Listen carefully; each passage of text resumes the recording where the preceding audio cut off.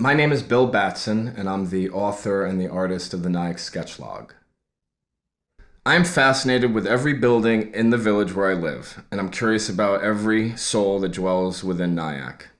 Each life story, when fully examined, is a poem, a screenplay, or a song that's yet to be written, seen, or heard.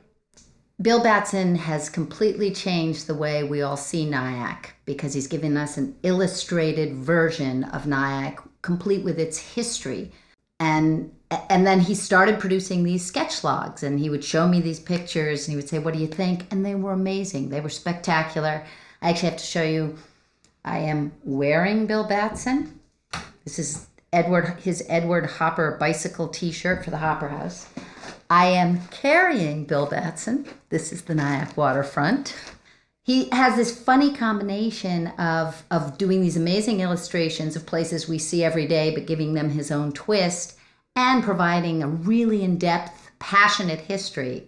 It's pretty spectacular. I'm Chris Burns. I am an artist in residence at the Hopper House, and I'm friends with Bill Batson. So I did a series of flash mobs and projections and readings and public theater, and all influenced by Edward Hopper.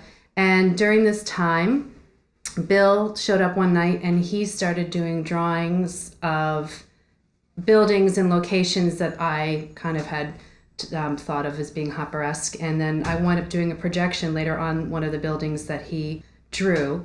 And I think that was kind of the beginning of him drawing again. My first sketch log told the story of my family being forcibly removed from our home on Jackson Avenue by an urban renewal project in the 60s. The legacy of that dislocation still resonates in Nyack, where many families were displaced. Many of my columns seek to address the wounds that are inflicted by bad public policy, or to preserve buildings that have historic and cultural value, or to encourage people to pay closer attention to their surroundings. I believe that as we sharpen our powers of observation, we can become more aware of the needs of our community and more zealous in her defense. My family came to Nyack in the 1890s to work in the mansions that lined the shores of the Hudson. My great-grandfather was a deacon at St. Philip's Amy Zion Church, founded by abolitionist John Tout. My grandmother was a civic leader who spoke out against injustice at a time when the voices of women and black people were unwelcome. Life elsewhere, he worked for famous politicians. He traveled all over the world.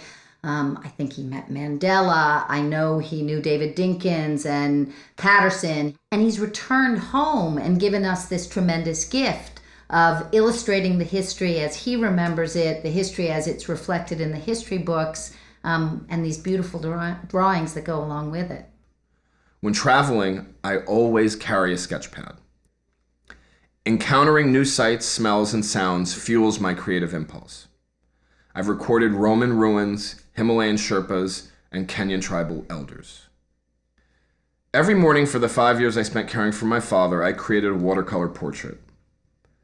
I started the project on his 90th birthday on October 22nd, 2011. And on Sunday, October 21st, 2012, I completed my 366th painting. Of course, I had to pick a leap year. But there was something about the projection of an Edward Hopper painting on the side of a brick wall in Nyack that suddenly made the village I had known my whole life new again. Suddenly, every facade was as captivating as the most distant, exotic locale. Nyack's 1 square mile has generated 164 sketch logs, and I've gotten over 100,000 page views on Nyack News and Views where I publish. Each Tuesday morning, I put out a sketch and a short essay. I've been doing it for 3 years, and it feels like I've barely scratched the surface. There are so many stories to tell and so many things to show. I feel like I just got started.